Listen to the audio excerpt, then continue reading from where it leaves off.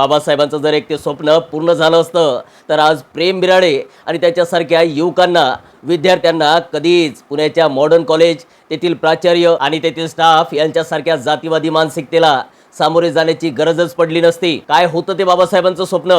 तर बाबासाहेबांनी पुण्याच्या तळेगाव परिसरामध्ये तब्बल 87 एकर जमीन खरेदी केली होती। कशासाठी? तर बाबासाहेबांना तिथे नालंदा आणि तक्षशिला सारखेच एक जागतिक दर्जाचे विश्वविद्यालय बांधायचे होते। काही लोक यासाठी देणगी सुद्धा द्यायला तयार होते, मात्र त्यांना त्या विश्वविद्यालयाला स्वतःचं नाव हवं होतं। मात्र बाबासाहेबांनी ते नाकारलं। कुणी देणगी देते म्हणून त्याचं नाव या विश्वविद्यालयाला द्यावं हे बाबासाहेबांना त्यावेळी योग्य वाटलं नाही। बाबासाहेबांचं हे एवढं मोठं स्वप्न होतं की एकदा माई सविता आंबेडकरांनी त्यांचे भाऊ कबीर यांना डेअरी व्यवसाय सुरू करायचा होता, त्यासाठी त्या 87 एकर जागेपैकी काही जागा त्यांना द्यावी अशी विनंती केली। तेव्हा बाबासाहेबांनी त्यांना स्पष्टपणे नकार दिला आणि सांगितलं की ही जागा फक्त आणि फक्त विश्वविद्यालयासाठी आहे। मला इथे सर्वात मोठे शैक्षणिक संकुल उभारायचे आहे। आजही बाबासाहेबांचं त्या जागेवर असलेलं घर या सर्व इतिहासाची साक्ष आहे।